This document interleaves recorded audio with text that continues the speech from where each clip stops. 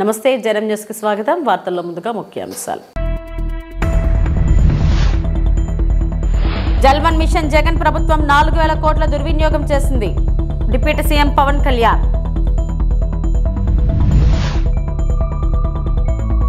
విశాఖ మార్గశిర ఉత్సవాల సందర్భంగా కనక మహాలక్ష్మి అమ్మవారిని దర్శించుకున్న హోంమంత్రి వంగల్పూడి అనిత ఆటో డ్రైవర్లకు మద్దతుగా బీఆర్ఎస్ పార్టీ నిరసన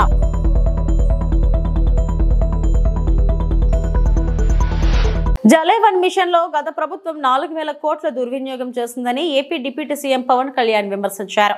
నీటిని ఎక్కడి నుంచి తెచ్చుకుంటున్నామనేది గుర్తించక ముందే పైపులు వేశారన్నారు.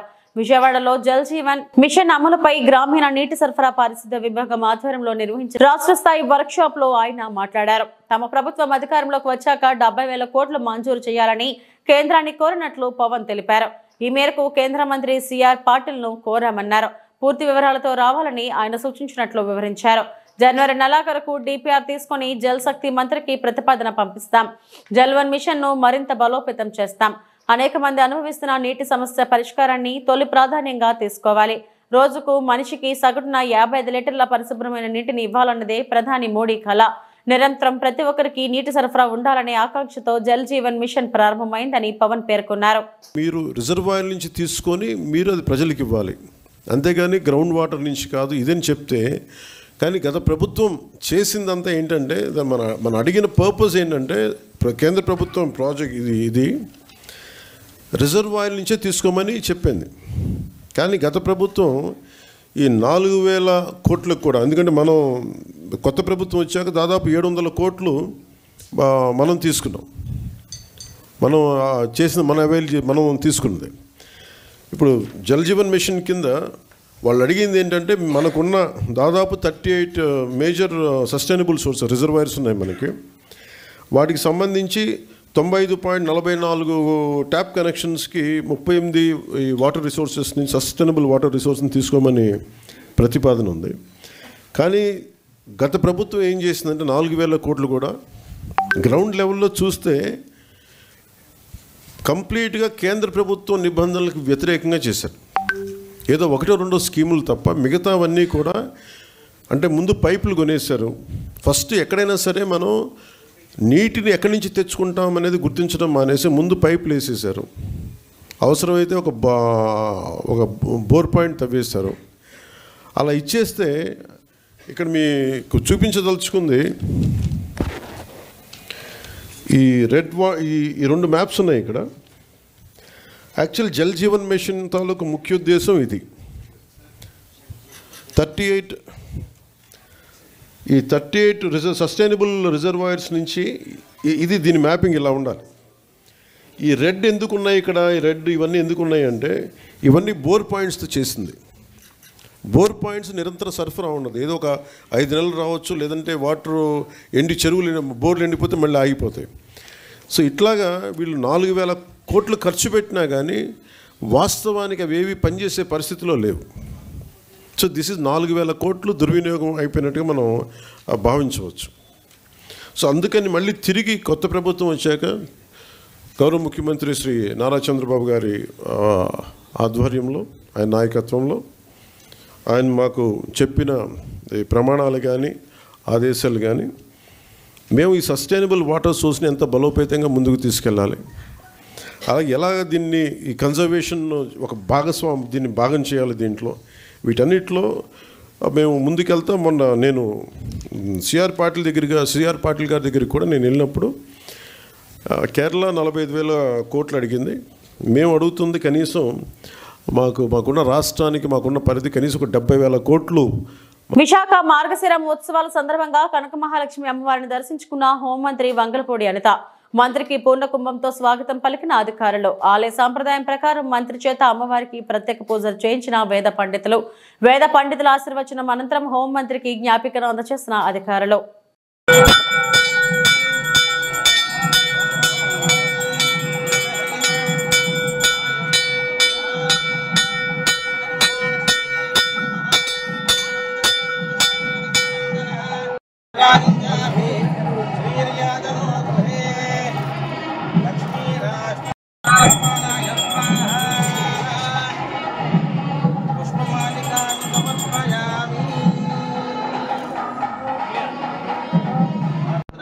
तनयाहं श्रीरङ्गरामेश्वरीं साजीभूतसमस्तदेवपरितां लोकैकदीपाङ्कुरां श्रीमन्मन्दकटाक्षरभ्यविभवद्ब्रह्मेन्द्रगङ्गाधीशं भवगस्तमा जयमे कुले मातरं ब्रह्ममालिनीं अकाराभाद्राञ्जलन्ते कृष्णादर्पयन्ते अन्वे स्थितां पद्मवर्णां तामिहो बह्वये श्रियं चन्द्र लोके देवदुष्टामतारां मां पद्मिनीं शरणमहं प्रपद्ये लक्ष्मीर्मेलस्यतां पाप्ते आदित्यवर्णे तपसो जातो वनस्पतिर्षो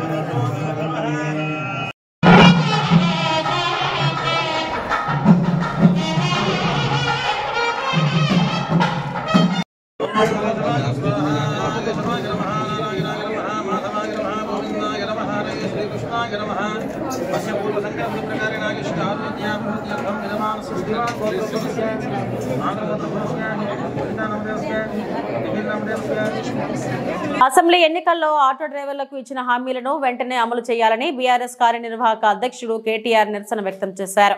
ఆ పార్టీ ఎమ్మెల్యే ఎమ్మెల్సీలతో కలిసి కేటీఆర్ ఆటో డ్రైవర్లకు మద్దతుగా నినాదాలు చేస్తూ ఆటోలో అసెంబ్లీకి వెళ్లారు. రాష్ట్రంలో 93 మంది ఆటో డ్రైవర్ల ఆత్మహత్యలకు కాంగ్రెస్ ప్రభుత్వం కారణమని కేటీఆర్ విమర్శించారు. ఆటో కార్మికుల ధైర్యాన్ని కోల్పోవద్దని, న్యాయం జరిగే వరకు ఖచ్చితంగా పోరాడతామని భరోసానిచ్చారు.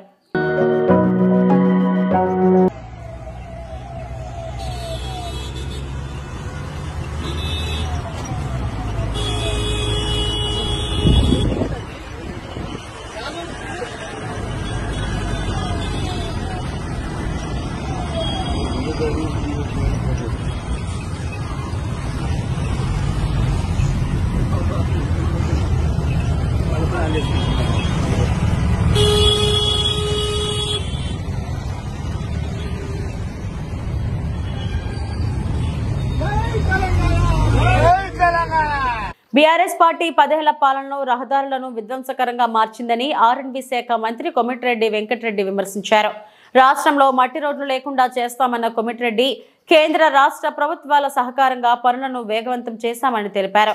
ప్రతి గ్రామం నుంచి మండలం వరకు సింగిల్ బీటీ రోడ్, మండల కేంద్రం నుంచి జిల్లాకు వెళ్లేందుకు డబుల్ బీటీ రోడ్డు వేయడమే ప్రభుత్వ లక్ష్యమని మంత్రి కోమటిరెడ్డి వెంకటరెడ్డి స్పష్టం చేశారు. ఇప్పుడు మేము పూర్తి చేసి పనులు ప్రారంభించాం. ఎందుకు స్టార్ట్ కాలే పని?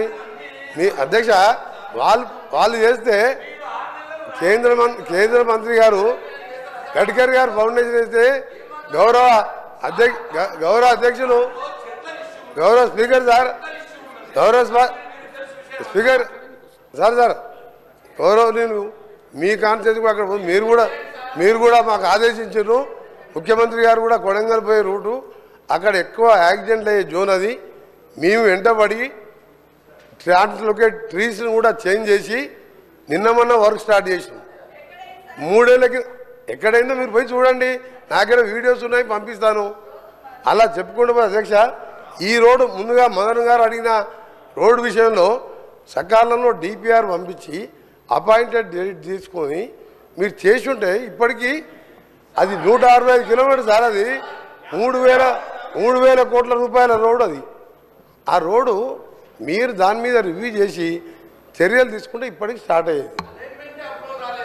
అప్లోడ్ మన చేతులు ఉంటుంది సార్. అది గౌరవ సభ్యులు తెలుసుకోవాలి. సభ్యులు మీరు మినిస్టర్గా 5 ఏళ్ళు చేసిను.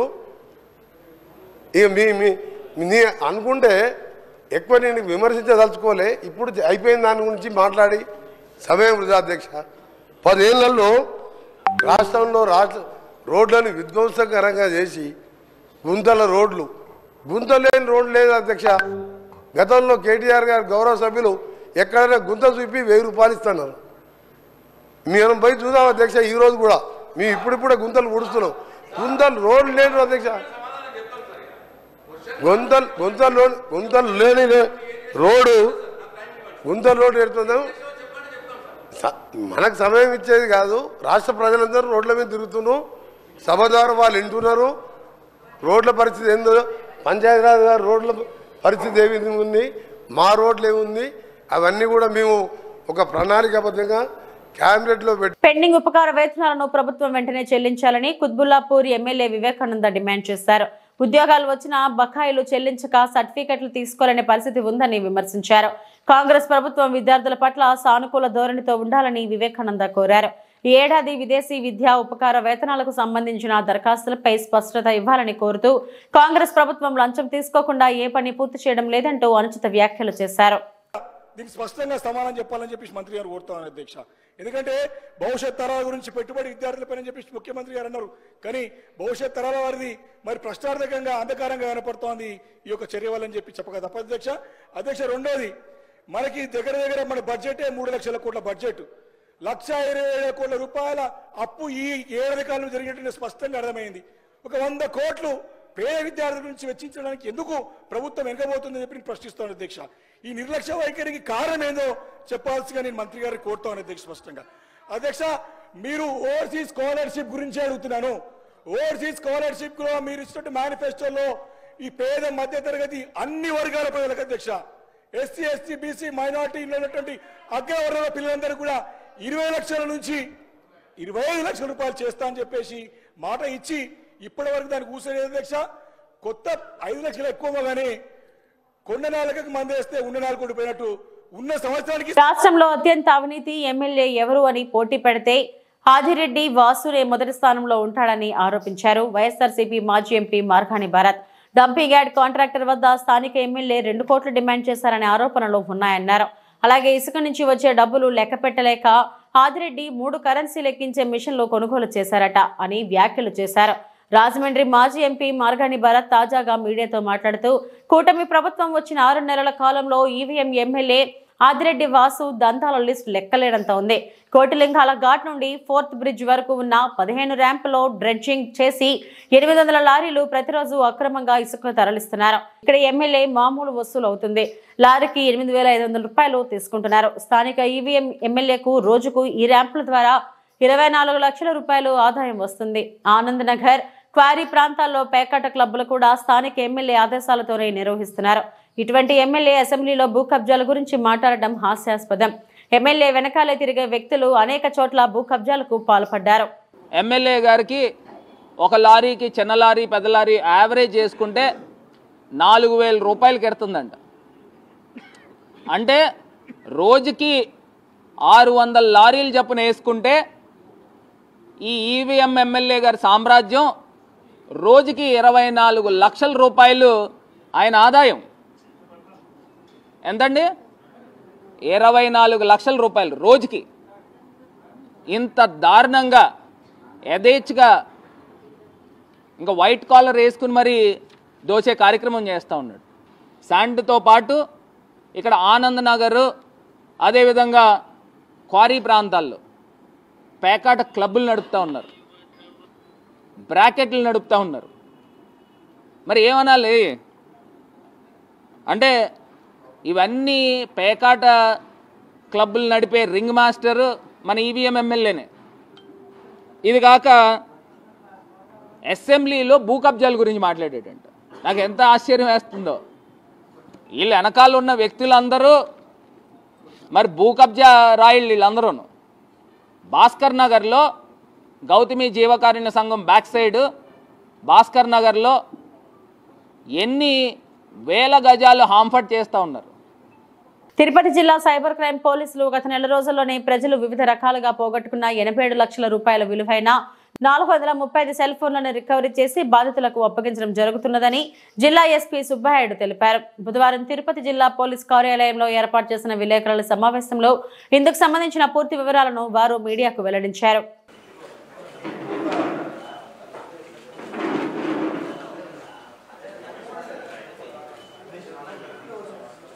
తిరుపతి జిల్లాలో దిస్ ఈజ్ 12th టైం ఓవరాల్గా mobile haunt and CIR application ద్వారా మొబైల్స్ని 435 మొబైల్స్ని ఇటీవల రికవరీ చేయడం జరిగింది. వీటన్నిటినీ కూడా ఆ మొబైల్ యొక్క వినియోగదారులకు అప్పచెప్పడం జరుగుతుంది. దాదాపు 85 లక్షల విలువ చేసే ఈ మొబైల్స్ని ఈరోజు రికవరీ చూపించి వారందరికీ స్వాధీనపరచడం జరుగుతుంది. ఇప్పటి వరకు జిల్లాలో 12వ విడత ఇది. టోటల్గా 7.5 కోట్ల విలువ చేసే మొబైల్స్ని ఇప్పటివరకు మనం రికవరీ చేసి 4,500 మొబైల్స్ని ఇప్పటివరకు జిల్లాలో రికవరీ చేయడం జరిగింది. ఈ మొబైల్ హాండ్స్, తర్వాత వాట్సాప్, తర్వాత సిఐఆర్ పోర్టల్ ద్వారా సత్ఫలితాలని cyber team inspector Vinod and additional SP admin వారి ఆధ్వర్యంలో జిల్లాలో మొబైల్ హ్యాండ్ అప్లికేషన్ ద్వారా సత్ఫలితాలను ఇస్తుంది. ముఖ్యంగా తిరుపతి ఆధ్యాత్మిక నగరం, అనేక మంది భక్తులు వచ్చిపోవడం వల్ల చాలా మొబైల్స్ వాళ్ళు మిస్ అవ్వడం జరుగుతుంది లేదా దొంగిలించడం జరుగుతుంది. దాంట్లో భాగంగా చాలా వరకు రికవరీ చేయగలుగుతున్నాం. మీడియా ద్వారా ఇంకా ఈ పోగొట్టుకున్న వారు ఇమ్మీడియట్గా సాధ్యమైనంత తొందరగా తగిన సమాచారాన్ని సిఐఆర్ మొబైల్ హ్యాండ్ అప్లికేషన్లో ప్రాపర్గా ఫిల్ చేస్తే తప్పకుండా వారి మొబైల్స్ని 100% వెతికి ఇప్పించే బాధ్యత సైబర్ టీం తిరుపతి పోలీస్ తీసుకుంటుంది. మీడియా ద్వారా అందరూ కూడా ఈ mobile hand and CIR portal యొక్క వినియోగాన్ని, ఆ డీటెయిల్స్ని తెలుసుకోవాలని కోరుతున్నాను. అంతేకాకుండా ఈ దొంగిలించబడిన మొబైల్స్ని ఎక్కువగా ఇతర ప్రాంతాలకు కొన్నిసార్లు తీసుకెళ్తుంటారు. అదేవిధంగా ఇక్కడ లోకల్లో కూడా కొన్ని అమ్ముతుంటారు. ఈ షాప్స్ ఓనర్స్కి కూడా ఆల్రెడీ ఇంతకు ముందు కూడా రీసెంట్గా ఒక కేసు తీసేయడం జరిగింది. ఈ మొబైల్స్ని అన్నెసరీ ఎవరో అపరిచిత వ్యక్తి వచ్చి అమ్మితే కొనడం, వారిని మళ్ళీ అమ్మడం కూడా చట్టరీత్యా నేరం. ఏదో రోజు ఖచ్చితంగా సిఐఆర్ పోర్టల్ ద్వారా ఆ మొబైల్ దొంగిలించబడిన మొబైల్ దొరికితే మళ్ళీ వారు కూడా ఆ నేరానికి బాధ్యులు అవుతారు. సో కాబట్టి అన్నెసరీ అపరిచిత వ్యక్తుల ద్వారా మొబైల్స్ కొనవద్దని ఈ షాప్స్ ఓనర్స్ కూడా తెలియజేయడం జరుగుతుంది. ఇసుకపై యుద్ధం ప్రకటించిన విధంగా ఒకే రోజు ఒకేసారి సుమారు 40 ట్రాక్టర్లతో స్వర్ణముఖి నదిలో ఇసుక రవాణా సాగిస్తున్న ముఠాపై రెవెన్యూ పోలీస్ శాఖ మెరుపు దాడులు నిర్వహించి 17 ట్రాక్టర్లు, ఒక జేసీబీని సీజ్ చేశారు. రేణిగుంట మండలం గాజులమన్యం స్వర్ణముఖి నదిలో మంగళవారం సుమారు 40 ట్రాక్టర్లు, జేసీబీలతో ఇసుక అక్రమ రవాణా సాగిస్తున్నారని స్థానిక వీఆర్ఓ విశ్వనాథం ఇచ్చిన సమాచారంతో రేణిగుంట డీఎస్పీ తన సిబ్బందితో సంఘటన స్థలానికి చేరుకున్నారు. 17 ట్రాక్టర్లు, ఒక జేసీబీని సంఘటన స్థలంలో ఉండటంతో వాటిని అదుపులోకి తీసుకుని గాజులమన్యం పోలీస్ స్టేషన్ కి తరలించారు. అందులో 8 ట్రాక్టర్లు ఇసుక లోడుతో ఉండగా 9 ట్రాక్టర్లు ఖాళీగా ఉన్నాయి. డీఎస్పీ శ్రీనివాసరావు అదుపులోకి తీసుకున్న ట్రాక్టర్లు, జేసీబీపై కేసు నమోదు చేస్తున్నామని అన్నారు. ఇసుక అక్రమ రవాణా వెనుక ఎవరెవరు ఉన్నారనేది దర్యాప్తు చేసి వెనకాల ఉండే వాళ్లపైన కూడా కఠినమైన చర్యలు తీసుకుంటామని తెలిపారు. సమాచారం మేరకు ఈరోజు మా డిఎస్పీ గారు, సిఐ గారు, మా సిబ్బంది పిల్లపాలెం గ్రామ పరిధిలో అక్రమంగా ఇసుక తరలిస్తున్నటువంటి 15 ట్రాక్టర్లు, జేసీబీని మేము సీజ్ చేసి ఈ సంఘటనపై మేము కేసు నమోదు చేయడం అనేది తదుపరి విచారణ నిమిత్తం దర్యాప్తు చేస్తాం.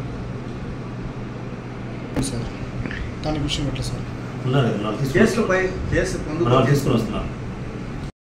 కుప్పం బైరగానపల్లి 3వ వార్డులో గల వైసీపీ నాయకుడు ఆండెప్ప ఆధ్వర్యంలో ఉన్న రైస్ మిల్లులో అక్రమంగా రేషన్ బియ్యము పాలిష్ చేస్తున్న వైనం రైస్ మిల్లుపై ఆకస్మికంగా దాడి చేసి ఆంధ్ర, తమిళనాడుకు చెందిన ప్రభుత్వ రేషన్ బియ్యాన్ని స్వాధీనం చేసుకున్న పోలీసులు.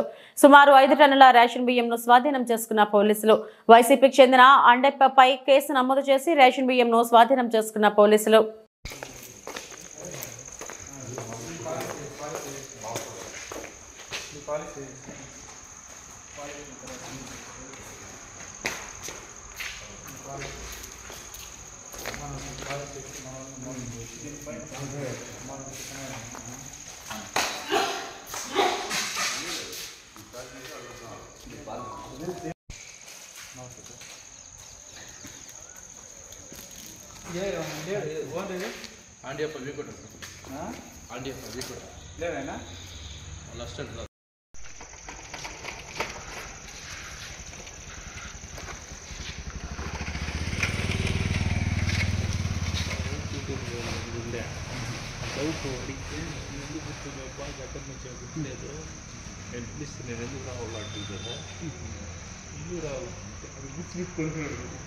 అన్ని చేసే బొమ్మలు పిలుస్తారు.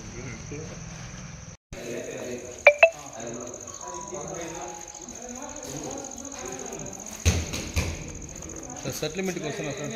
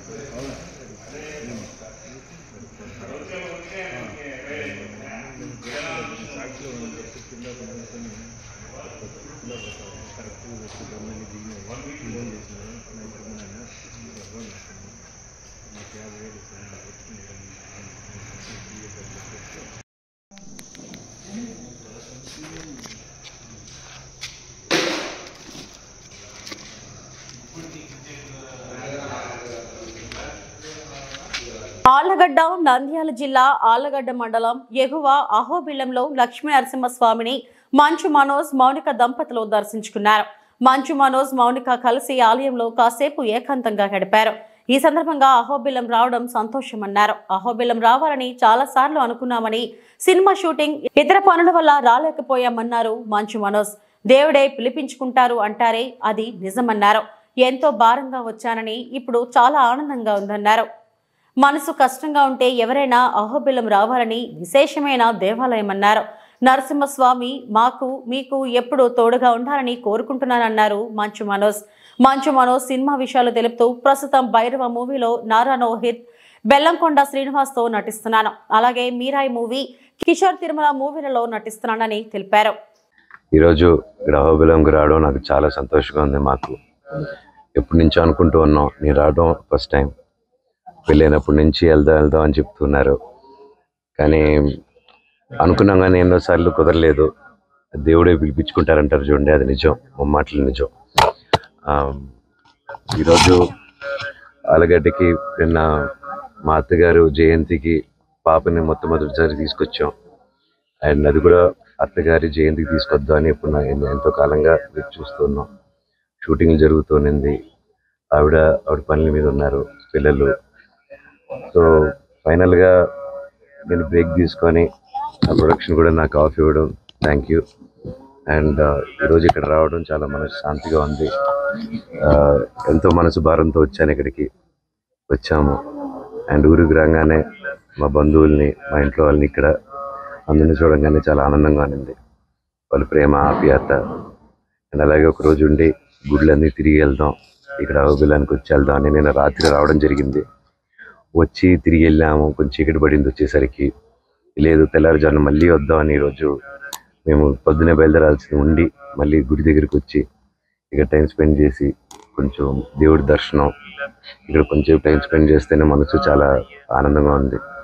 ప్రతి ఒక్కరూ ఎవరికి మనసు కష్టంగా ఉన్నా, గుండె భారంగా ఉన్నా ఇక్కడికి రండి. చాలా విశేషమైన గుడి. ఇక్కడ వచ్చి ప్రార్థించుకొని అంత మంచి జరుగుతుంది. ఆ నరసింహస్వామి ఎప్పుడూ తోడుగా ఉండాలని, మాకు, మా కుటుంబానికి, మీకు, మీ కుటుంబానికి తోడు ఉండాలని కోరుకుంటున్నాను. Thank you. సినిమాల గురించి చెప్పండి సార్. అవునండి, భైరవం అనే సినిమా షూటింగ్ జరుగుతుంది ఇప్పుడు. నేను, నారా రోహిత్ గారు, అలాగే బెల్లంకొండ సాయి గారు ముగ్గురు కలిసి చేస్తున్నాం. విజయ్ కనకమేడల గారి డైరెక్షన్లో, రాధామోహన్ గారి ప్రొడక్షన్లో. అలాగే పీపుల్స్ మీడియా ఫ్యాక్టరీలో మీరాయి అనే సినిమా చేస్తున్నాను, కార్తీక్ ఘటకనేని గారి. ఇప్పటి వరకు నా బులెటిన్ అప్డేట్స్. నమస్తే.